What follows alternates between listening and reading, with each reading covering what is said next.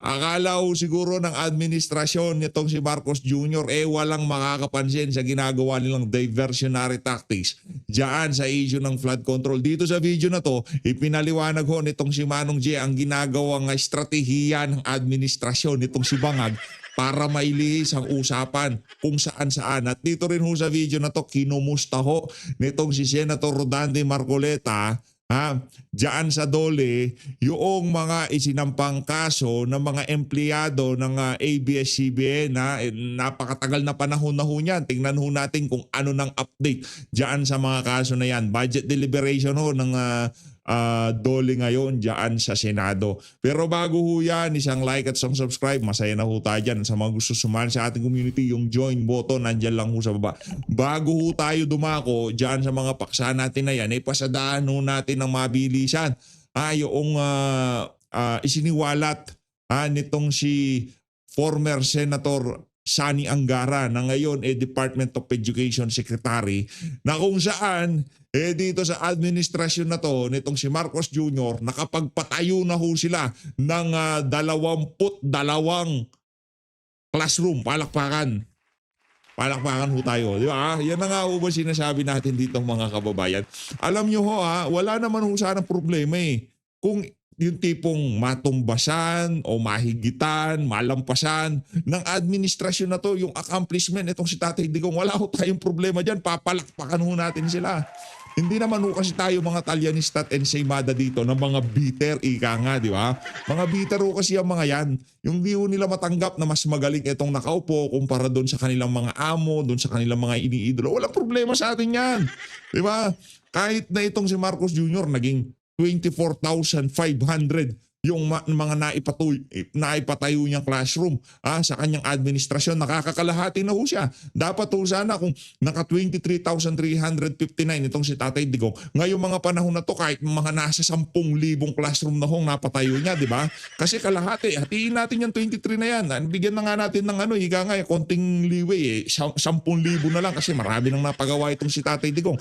At sigurado yung mga ongoing ng mga panahon na yun, dapat itinutuloy ngayong mga panahon na to. Diba? Yung mga panahon ni Tatay Digong, yung mga hindi natapos, dapat pasisinayaan yan ngayong mga panahon na to. Bubuksan yung mga classroom na yan. Base ko sa huling ulat nitong si Sani Angara, 22 classroom ang naitayo na daw ho dito sa administrasyon na to. Palakpakan. Diba? Yan ang problema. Ano ho bang inuna nila? Inuna nila ang impeachment ni VP Sara, inuna nila ang confidential fund ni VP Sara, inuna nila ang mga flood control projects, inuna nila yung AKAP, inuna nila yung AX, inuna nila yung mga ayuda, inuna nila yung pagpapapogi na wala namang kwenta. Kesa dito sa mga classroom para sa susunod na henerasyon. Yan ho ang problema dito sa administrasyon na to. Puro pamumulitika. Hindi ho nila pwedeng sabihin na nagtatrabaho sila. Anong ginagawa nilang pagtatrabaho? Yung pa-ribbon cutting nila. Wala akong kwenta yung mga yun. Sinasabi ko sa inyo mga kababayan, walang kwenta yung mga pa-ribbon cutting nitong si Marcos Jr. Ang importante ho dito, ang edukasyon ng susunod na henerasyon. At yung 22 classroom na yan, hindi ho maganda ang ibinabalita niyan para sa susunod na henerasyon. Hindi ho maganda ang ibinabalita niyan para sa ating mga anak, mga pamangkin, mga kamag-anak na nag-aaral ngayong mga panahon na to. 22 classroom ang naitayo sa loob ng mahigit 3 taon? Pambihirang yan. Ano yun? Kada taon, nakakailan ka? Sige, sabihin na natin 10. Di ba? Nakakasampu ka lang. Gawin na natin 30. Nakakasampu ka lang. Huwag natin yan. Di ba? Nakakasampung classroom ka lang kada taon. Habang yung flood control project, pinupondohan nyo ng bilyon-bilyon. Ito, 22 classroom ang naitayo sa administrasyon na to. Tayo saksi dyan sa 23,359 yan. Kasi nung panahon na ni Tatay Digong, talagang nakikita ho natin yung mga public schools talagang naggagandahan. At yung ibang mga guro sa private, Naglilipatan ho sa public school noong mga panahon ni Tatay Digong kasi gumanda ang benepisyo ng mga guro natin noong mga panahon na yun. Gumanda yung mga pasilidad, gumanda yung mga benepisyo. Panahon ho yan ni dating Pangulong Rodrigo Duterte kasi hindi ho niya inuna ang pamumulitika. Unlike dito sa administrasyon na to, imbes na unahin yung mga ika nga problema kagaya ng baha, inuna ho nila yung pamimigay ng akap. Yung ayuda sa kapos ang kita program nitong si Martin Romualdez. Inuna yung pagbibigay ng proyekto diyan sa Sunwest Inc. Inuna ang pagbibigay ng proyekto doon sa mga kasama nilang congressman na mayroong construction business sa kanilang pamilya. Shout out kay Rog Gutierrez dito kay Dong Gonzales. Di ba? Iyan hong inuna nila. I-shout out din pala dito kay JJ Suarez, dito kay Gardiola at dito kay Delipe. Yan hong inuna nila eh. Hindi, mega love shoutout lang natin eh. Paldong-paldo yung mga yun eh. Sa pagmamahal ni Martin Romualdez, kaya naman hindi sa pera, paldong-paldo sa pagmamahal ni Martin Romualdez. Di ba? Mahal na mahal ho ni Martin Romualdez yung mga individual na yan. Yung mga nabanggit ho natin na yan, sila ho ang nakapaligid dito kay Martin Romualdez noong nagdaang taon. Sila ho yung talagang pagka mayroong nagsalita laban sa House of Representatives, para ho silang mga asong urur eh. Di ba? Yung talagang sumusugod ho sila eh. Kunyari merong issue ngayon, bukas ng umaga may press con dyan. Ang utak daw ho pala ng dyan si Erwin Tulfo eh. Siya yung ang tag dito, pasimuno na mga media-related strategy ng House of Representatives nung congressman pa siya ng AXIS. Eto na. Rekta na ho tayo dito kay Manong J. Kumusta na? Hindi kami nagkita nitong si Manong J nung bumisita tayo dyan sa Davao. Pero sa susunod na pagbisita ko dyan, Manong, sigurado, ilalaan ko na yung isang araw na mabisita ka sa iyong hacienda. Sendero daw yan eh. Pabisita natin siya at makakain tayo ng mga mangustin. Diba? At saka ang tawag dito yung mga durian-durian niya. Makapag-uwi tayo ng mga mangga-mangga niya. No, Manong J? Pagka balik natin dyan, yung isang araw talagang ilalagay lang natin dyan sa pagbisita dito kay Manong. Palakpakan muna natin itong si Manong J, di ba? Talagang yung yan, serbisyo sa bahay niyan, yung ginagawa niya na yan, yung paglalahad. Kasi marami hong mga retirado ng mga mamamahayag. Di ba? Marami na hindi na sila nagsasalita. Tahimik na sila kasi takot sila sa administrasyon eh. Pero itong Manong J na to,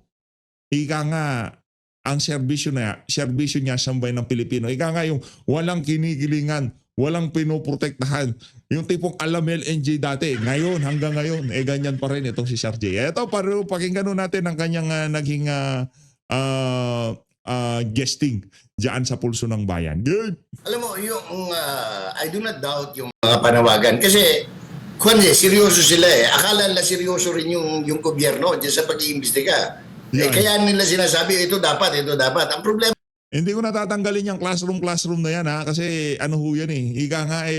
Yaan ho ang sukdulan ng kakurakutan at kapagiging inutil ng administrasyon ni Marcos Jr. Yung paglaban sa peace and order, talagang linabanan nila yung peace and order. Ang gulo ngayon. Nanalo yung kasamaan eh. Linabanan.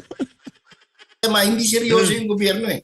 Hindi seryoso. Sabi ko nga sarsuela lahat to eh. But, may magagawa ba? Ayaw lang gamitin yung wag daw natin gamitin yung salitang muro-muro. Sarsuela na lang, yan. Yung bulagaan. Ano Jay? Bulagaan niya, di ba? Business community, malaki. Halimbawa, maglabas ng statement si, anong pangalan to? Si Ramon Ang. Maglabas ng statement si Enrique Razon. Si Sabino Aboitis. Si Fernando Sobel de Ayala. Yung mga lige, or even the Chinese community, Chinese businessman, magsabi lang sila, tama na, hindi na namin kaya, hindi na pwede. You have to either do it right, or hang yourself. Pag sinabi lang ganon, yun ang talagang dahil pa ang magnitude 12 yan na lindol. Kaya sabi mo, may magagawa, malaki. Kasi sila ang haligi. Pag sinabi ng negosyo, whether it's Makati Business Club, it is Philippine Chamber of Commerce and Industry, ang dapat talaga, sabi nila, tapangan nila, di ba? Bigyan nila anong Ngipin. tawag nito? Ngipin. Ngipin. Yan ang hamon natin sa business sector. Kayo ang dapat maglagay ng ngipin sa sarili nyo. Kasi napaka O para sa mga business sector diyan ha. Kasi ano huri nila yan ginagamit nilang barometer yung edukasyon kasi yung workforce ay nanggagaling diyan Ito ang regalo sa inyo ng administrasyon ni Marcos Jr. Binabantayan din nila yan, yung ika nga edukasyon ng susunod na henerasyon. Kasi paano magtutuloy-tuloy ang negosyo nila kung wala na silang mga trabahante? O para sa mga Subel de Ayala, mga mga mayayaman, di ko kilala yan. Wala tayong kaibigan ng mga ganyan. Kilala ko lang mayamang si Pambansang Dalaga. Mayaman ako ripot. Igagalit na naman sa akin yun. Mayaman ako ripot. Birthday niya, di man na nagpakanton. Pambihira talaga, oo. Tuloy natin. napakabakla ng inyong mga statement Hindi na Sabihin nyo diretso, Mr. President, we don't like what is happening. It's either anong tawag nito, mag-ayos ka ng maayos according to what is expected, no? Or you leave and let somebody else do it, no? Baka Manong Jay, pag ginawa nila yon, magaya sila kay Manong Chabit naman. Na Yan. after nung kanyang Wala. mga banat at puna, kinasuhan.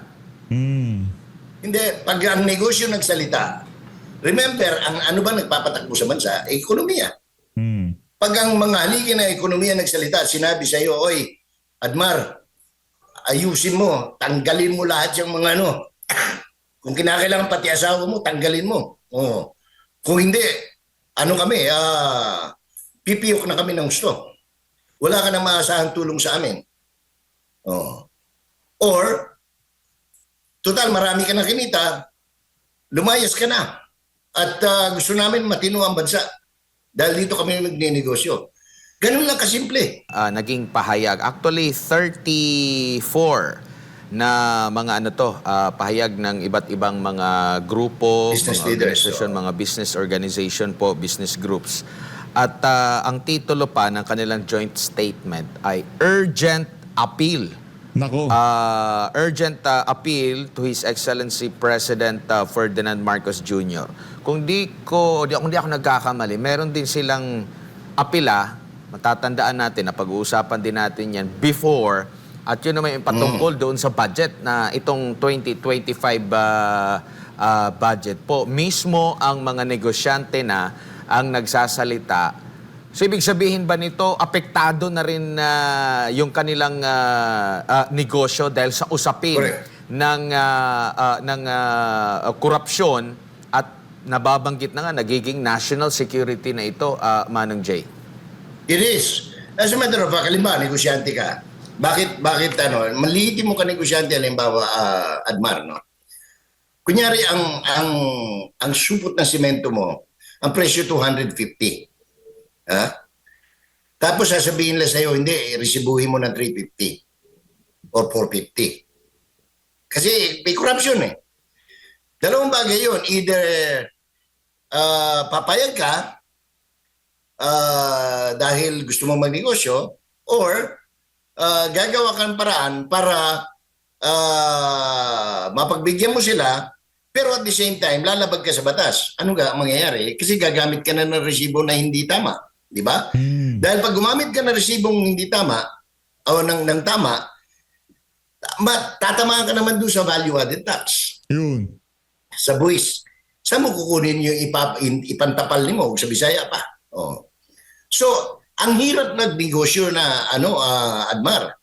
Isipin mo, hollow block, example na lang. Kasi ako, kami, pamilya namin, nagninegosyo ng hollow block at saka culvert dito sa Davao. Halimbawa, may isang ahensya ng gobyerno.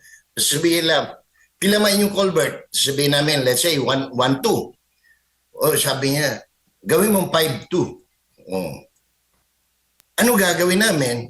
Either tatanggi kami, hindi na bali, hindi na kami magnenegosyo. Oh. Kaysa naman, kumuha ka ng parang, because effectively, you are being corrupted, in turn, you will be corrupt already. Oh. So, ang hirap na magnegosyo. Oh. Tapos, sabihin sa hardware, mag-deliver ka ng kabilya, numero Gs. Pero ipalalagay sa iyo, numero 8 o numero 16. So, anong pangalan ang ipadideliver sa iyo? So, lahat ito, Admar, ako sinisimplify ko lang para mahigit na madaling maintindihan. Ganyan, kaya itong mga negosyante, ano na talaga, sabi ko nga, pangalawa, di ka na magnegosyo ng malala. Medyo na ho sila, kumbaga nasa nasa sukdulan na ho sila. Malapit na sila doon sa sukdulan. Ika nga, papunta na ho sila yung tipong, ayan na, kumbaga sa bulkan. Na ho sila, siguro, na ho sila, nasa alert level 10 na sila. Laki kung wala kang business partner o bangko. Sinong makakakuha ka ng loan para sa isang malaking project, pero magkano ang interest? Patay ka na naman sa interest. In other words, nagiging convoluted na lahat itong mga pangyayaring ito na wala ng katinuan. That's why it becomes a national security problem, Admar. Opo.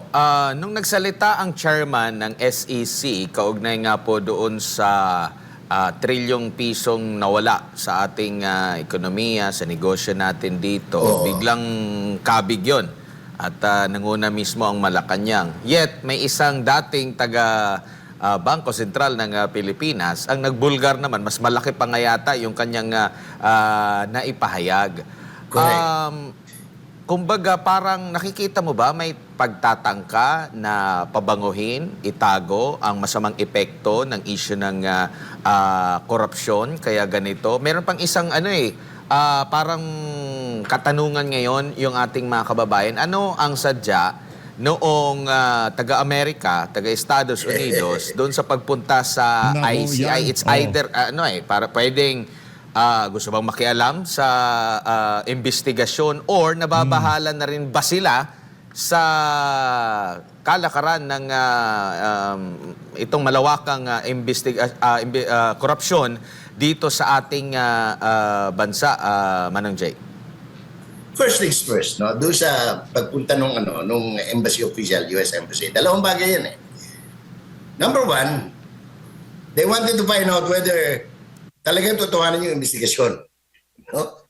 Kasi alam nila na grabe na ang corruption sa Pilipinas at yung kanilang mga wala ng investment from the US coming to the Philippines. Tusong Amerikano, hindi mo maluloko yan. So, paano magnenegosyo? Pangalawa, naalala mo yung panahon ni Ferdinand Marcos Sr. Napanay ng punta ni Bosworth dito sa Malacanang, sa and then ultimately, anong naging end result? Talagang kinauna si Ferdinand Marcos, nilipad na to Hawaii. So, maraming sinyalis yan. It gives us so many things to think about, no? Why, ano ang purpose? Pwedeng nakikialam, pero hindi. Bakit sila makikialam? Wala naman sangkot sa wala naman sangkot sa flood control scandal ng mga Amerikano. Wala naman may project na puti. Puro Pilipino lahat to. So, wala doon. Nando doon sa investment climate affecting the country because of the corruption issue. And second, whether they'd like to probably find out whether Mr. Marcos is still on top and if he deserves to be removed from office, which they do anyway all over the world. Nothing new. Opo. And dito pa sa side po ng mga negosyante, yung paikot-ikot ko kasi, ano nangyari dyan sa Korea? Yung loan natin, di ba pinatigil. Pumreno sila dahil nakikita nila korupsyon. Ngayon itong Amerika, nakikita rin ho nila yan. Yung ginagawang ika nga technique ng administration dito, paikot-ikot lang. At hindi rin ho sila natutuwa sa mga ganyang klaseng galaw nitong administrasyon na to. Baka yung tinuturing kakampi nitong si Marcos Jr., yung Amerika na yan, bandang huli, yan pa ho ang magpatanggal sa kanya. Tingnan nyo man. Pag nakikita na nila na yung popularidad niya sa tao, hindi na niya na-handle ang sambayan ng Pilipino, hahanap at hahanap ng ika nga tao na pwedeng maipalit dito kay Marcos Jr., siyang mga Amerikano na yan. Pero sigurado hindi Duterte. Hindi nila ako makokontrol yun eh. Siguro mga dilawan. Manggagaling yan sa mga dilawan. Kasi babanwagon na yun eh. Gusto ng Amerika, hawak nila sa liig ang Pilipinas. Hawak nila yung sila may control. Ngayon kung yung inatasan nilang humawak at kontrolin ang Pilipinas, yung grip nawawala, maghahanap po sila ng pangpapalit dito. Bandang huli, protektahan nila, siya naman ang sisibakin nila. Ganyan ho mga Amerikano, mga tuso yan. Manwala ko kayo dito kay Sir Jay. Tingin nyo, wala po silang Mga walang yayan. magagawa maliban dito sa mga panawagan na ito laban sa korupsyon. Kasi halimbawa, kukonek din naman talaga yung mga contractor din sa kanila. Kung meron mga bibilhing mga materyales, meron ba silang kumbaga, double check ba? Ano sa nakikita nyo po na maaring maging papel ng mga negosyante po dito maliban doon lang sa panawagan na urgent appeal sa gobyerno natin? Marami kasi sila dito. Gusto nila na empower pa, bigyan pa ng ngipin yung Independent Commission for Infrastructure, bigyan ng full legal authority, bigyan ng kalayaan and independence sa pagsasagawa ng investigasyon na malaya mula sa mga political influence. Alam natin, isa din yan sa question sa ICI. Gusto rin nila na ma-prosecute lang yung mga responsable impartially and without regard kung ano man yung kanyang ranggo, posisyon, political affiliation. Ito ba ay kabarkada ng kasalukuyang administrasyon, kaibigan ba, kabarilan ba, may personal relation ba? Nais din ito ng institutional reforms. Maliban dito sa mga panawagan na ito, meron ka pa bang nakikita, Manong Jay, na maaring malaking papel ng mga negosyo para talagang makatulong sa pagsawatan ng korupsyon? Alam mo, I do not doubt yung mga panawagan kasi seryoso sila eh. Akala nila seryoso rin yung gobyerno dyan sa pag-iimbestiga. Kaya nila sinasabi, ito dapat, ito dapat. Ang problema, hindi seryoso yung gobyerno eh. Hindi seryoso. Sabi ko nga eh, sarsuela lahat to eh. But, may magagawa ba ang business community? Malaki.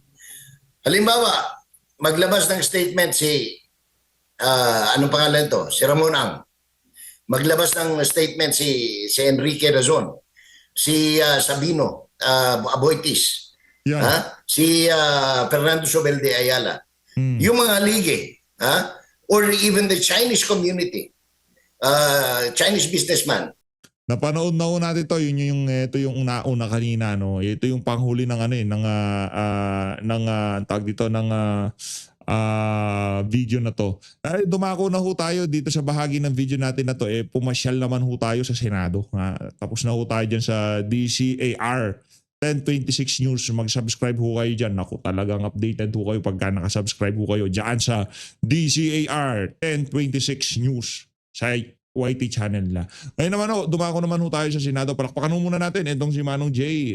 Manong Jay, isang araw, mabilisan lang kasi kaya hindi natuloy yung ko kasi mabilisan lang, ilang araw lang kami dyan. Pero pagka sunod na balik, papasyalan talaga gitu. Kakain ho tayo ng mga mangustin doon sa Mangustin Plantation. Saan ba yung pagmumukha nito si Manong Jay? Ayan siya. Yung durian plantation niya. Papasyalan. Manga plantation. Ngayon naman dumako na tayo dito kay Senator Rodante Marcoleta. Hey! Yung? Secretary Benny, Yung. dun sa execution of judgment, sa execution program po ninyo, ang inyong budget lang ay 40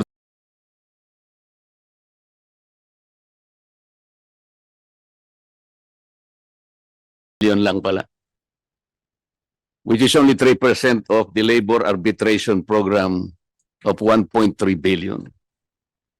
Hindi kaya po ito yung dahilan kung bakit napakababa po nung output indicators natin kung pag-uusapan ay percentage of rates of execution issued within 30 days, 11%. Yung percentage naman po ng rates of execution implemented within 6 months, 22%. Napakaganda po ng output indicators po ninyo sa percentage of decisions affirmed by the higher courts. 97%.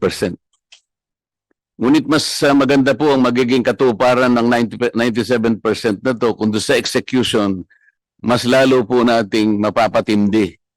Hindi po 11%, hindi 22%. Tsaka dito po sa inyong output indicator, Secretary, wala po ako nakikitang percentage of rates of execution not implemented during the last 5 years. Kasi pupunta na po ako doon sa pinakalundo ng aking gustong itanong sa inyo.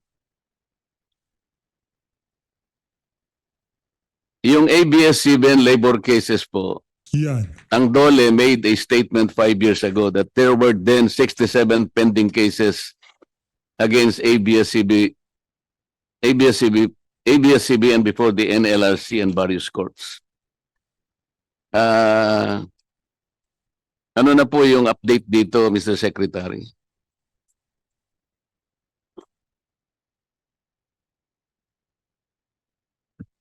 Maraming salamat po, Mr. Chairman. Konting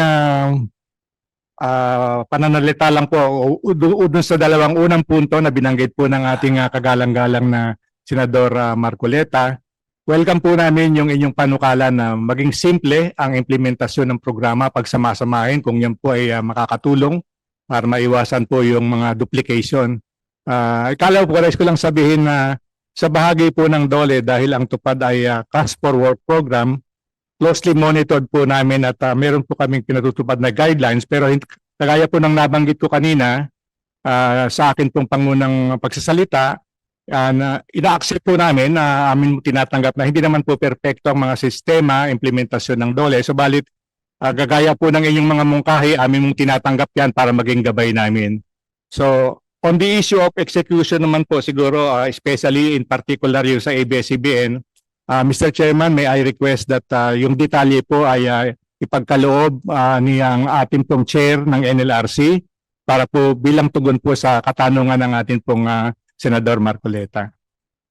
Mr. Chair, yung gusto ko lang malaman, yung 67 pending cases against ABS-CBN, mayroon po kayong statement 5 years ago. Gusto ko lang malaman ano pong nangyari doon sa 67 pending cases based on your statement 5 years ago. 5 years ago po, Noon po ay Oo. 67 cases po ang pending. Yan. pwede po bang meron ba tayong detalye dyan na ano para dun sa ano? Naku, ba't wala Siguro po kayo? kasama yung sa GR number 2024-81 promulgated by the Supreme Court on September 8, 2020, which involves 8 consolidated petitions for review on certiorari under Rule 45 of the revised Rules of Court. Ito 8 cases lang po pero consolidated. Hindi ko po alam kung anong connection niya sa 67 pending cases. Pero ito pong 8 consolidated petitions po ay 43 nito ay regularization cases covering 83 employees and 44 illegal dismissal cases covering 37 employees. Mr. Chair, kaya ko po ini-emphasize ito. Ito po ay mga dating trabahador ng ABS-CBN na nakarating po hanggang sa Korte Suprema dahil sa kanilang mga kaso na isinampa laban sa ABS-CBN. Ang ABS-CBN po, palagi nilang sinasabi na ang kanilang mga empleyado ay tinuturing nilang kapamilya. Ito pong mga kasong ito ay ipinanalo nila ang Korte Suprema na po ang nagsabi na meron silang karapatan na nilabag ng ABS-CBN. Sa kabila ng kanilang pagsasabi na wala silang violation kahit ilan, kahit ano. Ganun po ang kanilang ipinamamarali sa ating lipunan. Na hanggang ngayon, ang inyong lingkod ay kanilang tinutuligsa na wala na raw akong ginawa kung hindi yung isara yung kanilang... hindi po akong nagsara sa kanila. Ang nagsara ay yung pong kanilang mga paglabag na napakarami na ayoko nang i-discuss sa kapulungan ito. Ito po yung ilang bahagi ng desisyon ng Korte Suprema. The employees who were illegally dismissed shall be reinstated to the work pool. They're likewise entitled to back wages. Pero ang karamihan po, Secretary, alam na natin, ayaw na nilang bumalik eh. Na-trauma na sila sa ABS-CBN. Kaya po yung kanilang inihingi na lang at ang kanilang mga records binalik na nga sa NLRC. And for the record, Mr. Chair, gusto ko pong malaman ang kapulungan and to the credit of the Secretary of Labor, kami pong dalawa sa nakaraang dalawang kongreso ay nag-uusap po. 18 Congress and 19 Congress. Nahiya na nga ako kung minsan makipag-usap sa kanya dahil marami naman siyang trabaho rin. At minsan pinakiusap ko sa kanya, Mr. Chair, at alam ko, i-confirm niya to.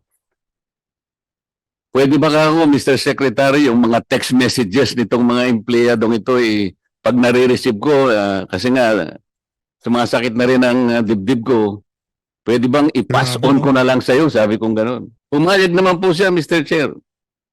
At halos araw-araw, alam ko, siguro tinututukan niya rin, ngunit talagang hindi ko po maintindihan eh. Total, nandito naman ng NLRC. And for the record also, Mr. Chair, siguro 2 beses po na nakaharap ko yung NLRC and bank. Una sa aking opisina sa Congress, pangalawa, nung nagkaroon na yata tayo ng pagkakataon dito sa Manila Hotel, Madam, dito rin sa isyong ito. ABS-CBN, kung talagang tinututo nila yung kanilang pagtuturing ng kanilang mga empleyado ay kapamilya. Kapamilya, yan. Saan ka naman nakakita? Nakapamilya mo na nga, nanalo na nga sa korte. Pati ba naman yung pagkukwenta ng dapat mong ibalik sa kanila? Awarded na po ito eh. Kung ano-ano na po yung ginawa nilang mga pagdidelay. Alam po ninyo, yung iba namatay na eh. Ang iba po ay nagkasakit. Hanggang ngayon po eh. Tumatawag pa rin sila sa akin, Madam. Nako. So, National Labor Relations Commission. Minsan po may nagbiro sa kanila, Mr. Chair. Sir, saan niya, pwede ba nating isuggest ka niya sa NLRC, palitan natin ang pangalan nila? Ano naman ka ako ipapalit natin? Sa palagay mo, pag pinalitan natin, bibilis ka ako yung pag-resolve ng problema niyo. Baka sakali po. O ano ipapalit natin? National Management Relations Commission. Kasi daw po, Madam, mas makiling daw kayo sa ABS-CBN. Hindi naman ako naniniwala na ganun kayo. Alam ko ginagawa nyo rin ang tungkulin. But I think it is not good enough. Hanggang ngayon po kasi tumatawag pa sa akin. Medyo out of frustrations po siguro. Yung iba po, hindi ko na rin po itinutulay kay Secretary. Pinapasa Diyos ko na lamang po kung anong magagawa pa ninyo. Sa mga workers ng ABS-CBN. Sana nakikinig po ang ABS-CBN. Yan. At wag na nilang sabihin yung salitang kapamilya. Yan. Pati nga po, meron silang mga angkor, hanggang ngayon hindi po makamove on. Meron silang mga angkor na hanggang ngayon hindi po sila naniniwala na ba't daw ako nanalo bilang isang senador. Kaya nakakita ng mga ganun. ABS-CBN po ito. Baka may gusto kayo pong isagot, Madam. Magandang umaga. Juan Gatchalian, with the permission of the Secretary of Labor, Sec. Laguesma. Yung kung sinasabi niyo pong totoo po na kahit ako rin po ka-text po ng grupo ng ABS-CBN. And ang hinandle po namin base doon sa desisyon ng Supreme Court na bumaba sa amin we handled 18 cases po ito involving 104 complainants. Sa 18 cases po, 10 doon ay tapos na, close and terminated.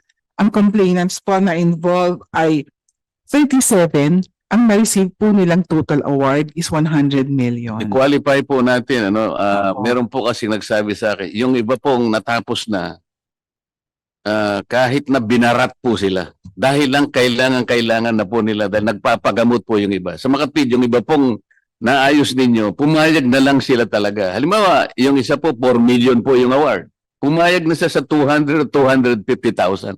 Ganun po yung iba eh. Kaya gusto ko lang pong i-emphasize kung gaano ang ginagawa ng ABS-CBN na paraan para lamang hanggang ngayon ay hindi makuha ng kanyang mga dating kapamilya, dating nagsilbi sa kanila, na ngayon ay nagpapanggap sila na akala mo sila ang tagapagtanggol ng mga Pilipino, lalong-lalo na sa karapatan. Hindi po. Kailangan pong malaman ng buong mamamayang Pilipino kung sino sila. Alisin na yung maskara ng kanilang mga mukha. Yan. Yes, ma'am. Please continue. Yun yung sinasabi nyo na meron hong mabababa. In fact, meron mo kaming, sinabi ko nga po, tapos na po ang 10 cases na involving 37. Meron mo kaming 8 na pending. Sa 8 na pending ho, merong award na nasa amin na yung pera, pero ho, ayaw tanggapin ng complainants because they elevated the case sa Court of Appeals. Ito po siguro yung medyo mahaba ang pise na sige, hintayin ko yung kaso, gusto ko makuha yung talagang Siguro sa po, akin. na para ko nang nahihinuha, kaya ayaw, kasi pera na po ito, di ba? Bakit po kaya ayaw nilang tanggapin? Hindi ho siguro sila satisfied sa amount. They're questioning the computation po. Po ninyo yung diferensya ng amount eh. Kayo po siguro, kayo man ang nasa kalagayan nila, baka hindi rin niyo po tanggapin. Ano po? Opo, naintindihan po natin yan. Kaya nga po, yung iba naman po sa 8, I think 5 sa kanila. Kasi yung sa 8 cases na yon, ang involved po doon ay 77 workers eh. Sa 77 workers po, ang natanggap na ho nila ay 98 million. Pero ho, merong 2 set of complainants na 9 na workers na yung inakyat nga po sa Court of Appeals kasi ayaw nilang tanggapin yung na-award sa kanila. Yun po ang status ngayon. But we have 2 cases na undergoing execution. Ito yung medyo malaki pa, meron pang 45 million. But ang ginawa lang po din ng aming, na-mention po kanina yung mababa yung aming execution.